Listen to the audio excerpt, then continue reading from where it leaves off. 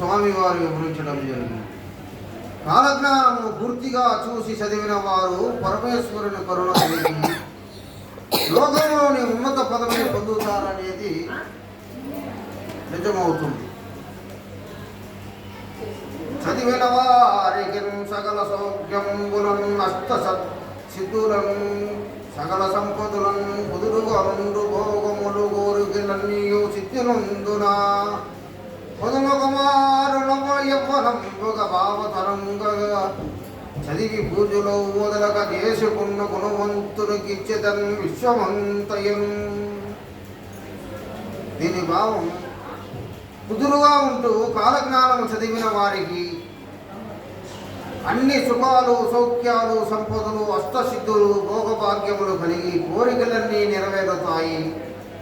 11 సార్లు కాలజ్ఞానాన్ని అనుమతించుకొని అర్థవంతంగా చదువుకొని పూజలు క్రమం తప్పకుండా చేసుకున్న గుణవంతునికి విశ్వమంతా ఇచ్చేస్తానని చెప్పి స్వామివారి ఆజ్ఞ.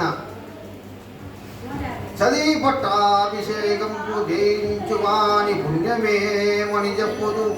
పూర్ణమైన ముక్తియు జ్ఞాన సంపూర్ణం సయు కలిగిన యందు ఐక్యమయు పూట నిజము.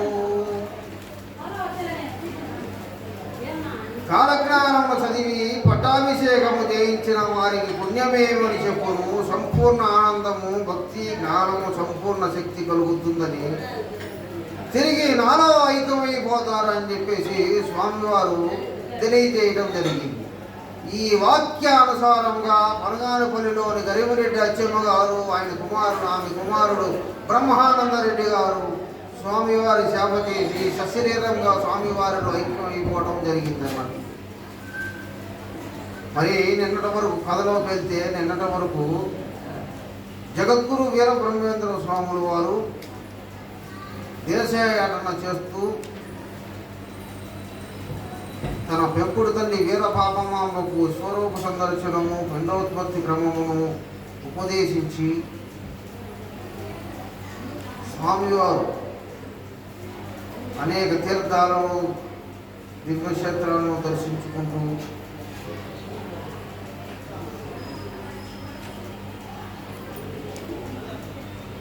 దిగు పడతావు దిగా అది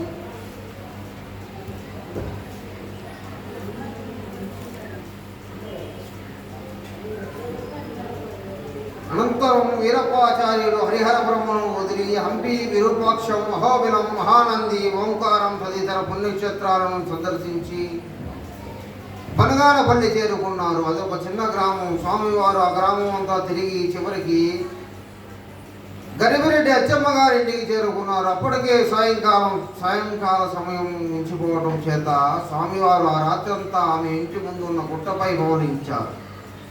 ఆ రాత్రి స్వామివారిని పలకరించిన వారెవరూ లేరు. ఆయనను మంచి చెడ్డలు చూసిన వారెవరూ లేరు.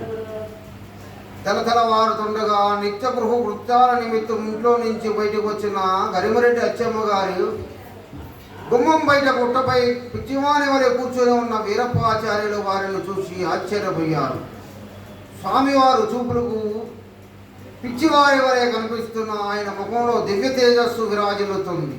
అది గాంచిన అచ్చమ్మ గారు తనలో తానే తస్కరించుకుంటూ మహానుభావుడెవరో కానీ ఆకారం చూస్తే పిచ్చినవాని వలె కనిపిస్తున్న ఆయన మదనంలో బ్రహ్మ తేజస్సు తాండవమాడుతుంది.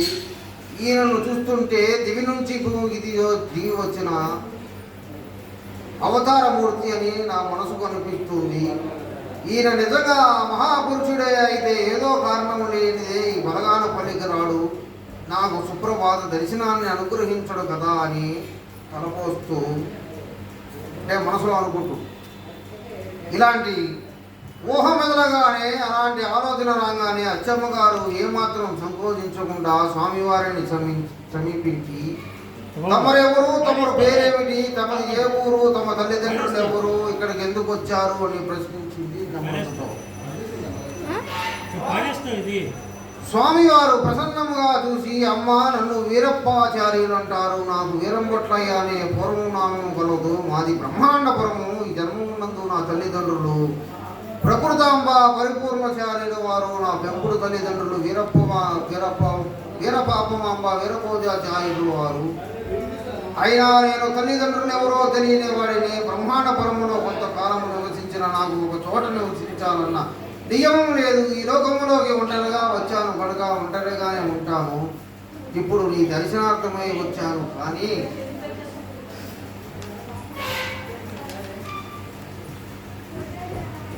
ఈ సర్వము నేనై ఉన్నాను అని తెలిపి ఉన్నారు. అచ్చమ్మ గారు సుజ్ఞాని అయినప్పటికీ స్వామివారి మాటల్లోని పరమార్థాన్ని గ్రహించలేక, నాయనా నీవు నా దర్శనార్థం వచ్చావా? సరే, మంచిది, నేను నీకు ఏ సహాయం చేయగలను అని అడిగింది.